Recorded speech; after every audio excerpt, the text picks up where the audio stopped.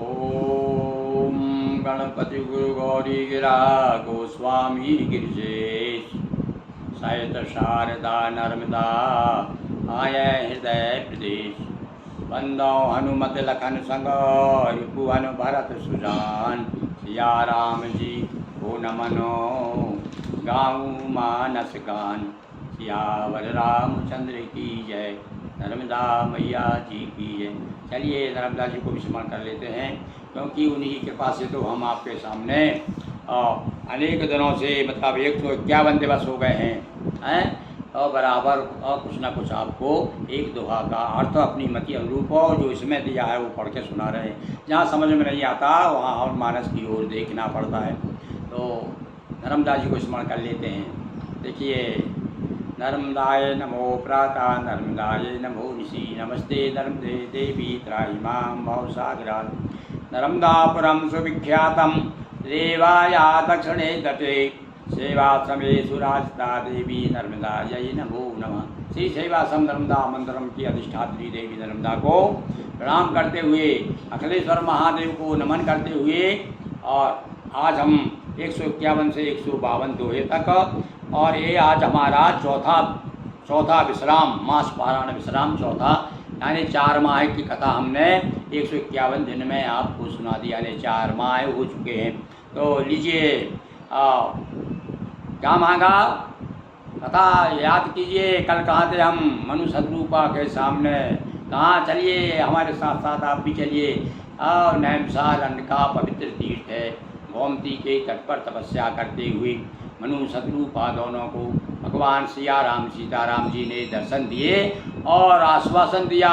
और जब उन्होंने ये भी कह दिया कि पुत्र ही नहीं चाहिए आपको, पुत्र के साथ साथ में पुत्र का जो राग होता है पिता का पुत्र के प्रति, वह ऐसा राग हो कि आप जानते हैं कि जल बिन मन काय। उदाहरण, इससे बड़ा उदाहरण क्या हो सकता है कि बिना जल के मछली जिस प्रकार से तड़प के मर जाती है, इसी प्रकार से महाराज इतना मुझे राग दीजिए। और ये भूल गए कि ऐसा ना हो कि मुझे तड़प के मरना पड़े। अब ये तो ख्याल ध्यान नहीं था उनको। वो तो ये सोच रहे थे भगवान के प्रति इतना प्रेम होना चाहिए। मतलब कहने का अर्थ है कि भगवान के प्रति भक्त की जो भावना होती है वो प्रबल से प्रबल उनके प्रति ऐसी हो कि मैं उनको 24 घंटे देखता ही रहूं और तन से, मन से और वचन से। ऐसा वरदान मांग लिया। तो भगवान क्या कहते देखिए आप। इच्छा में नर बेश सवारे और हो वह प्रकट निकेत तुम्हारे। अब भैया मेरी इच्छा के अनुसार तो मैं काम करूँगा ही है। मेरी इच्छा के अनुसार तुम्हारे घर आ जाऊँगा। और अनसन सहित दे धरिताता करे हो चरित भगत सुखदा। हाँ भाई, अब यहाँ पर देखिए, जब भगवान जब प्रसन्न हो जाते हैं तो जो नहीं चाहिए, जो नहीं मांगा वो भी दे देते हैं। अब इन्होंने ये नहीं मांगा था कितने चाहिए हमको पुत्र, ये कहीं कहा था भाई हमको एक पुत्र चाहिए, आप ही आ जाओ पुत्र बन के। भगवान ने कहा भी अकेला आ जाऊंगा।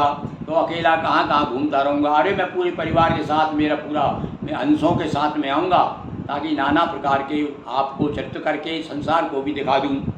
ये सुन सादर नर बड़ भागी भवतर है अमिताभ। खुद तो कह रहे हैं कि अब मैं संसार की भलाई के लिए, भैया संसार मैंने तो पैदा किया है, अब पैदा किया तो मेरी भी ड्यूटी बन जाती है कि मैं संसार को सुखी करूं।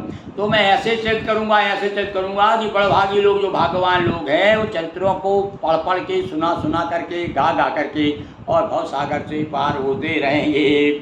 आदि शक्ति जय जग उपजाया सोई अब तरही मोरी है माया। मेरी माया है आदि शक्ति, राम जी कह रहे हैं। और वो भी साथ में आएगी, अकेला नहीं आऊँगा। क्योंकि भैया शिव और शक्ति, बिना शक्ति के शिव शब रहता है। अकेले राम क्या करते हैं? कहते सीताराम में से सकार निकाल दो तो रीता राम रह जाएगा, राधे श्याम में से रकार निकाल दो तो आधे श्याम रह जाएंगे। तो भैया इसलिए खुद पहले ही कह दिया उन्होंने, भाई देखो वरदान तो ये मांगा था पुत्र चाहिए हमको नहीं चाहिए कि वही साथ में और क्या लाओगे। पर उन्होंने कह दिया चिंता मत करो, मैं पूरी लीला लेकर के आ रहा हूँ। मैं अंशों के साथ में आऊँगा, साथ में मेरी जो माया है वो आदि शक्ति। कौन सी माया मेरी? बोले मेरे कारण माया संसार की रचना करती है। आदि शक्ति यही जग उपजाया, इसने सारे संसार को पैदा किया है।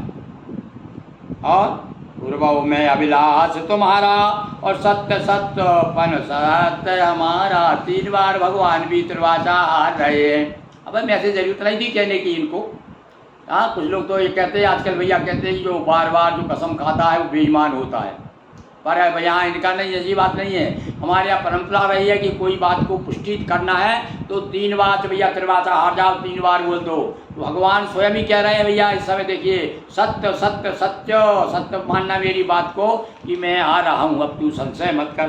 पुनि पुनि अस कई कृपा निधाना अंतर ध्यान भय भगवाना।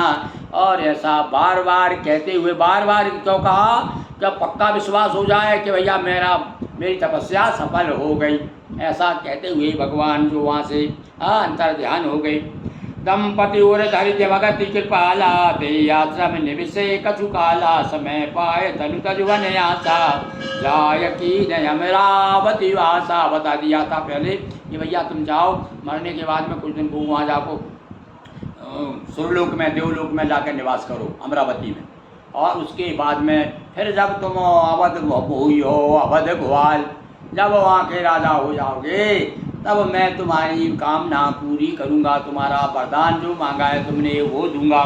तो समय पाए, ऐसा समय पा करके राजा अनायास कुछ दिन तक तो वहीं रहे। वो दोनों पति पत्नी तपस्या की, भजन किया, और उसके बाद में अनायास, देखो आयास यानी अनायास ही देर तक चलती, और कुछ दिन अमरावती में रहे।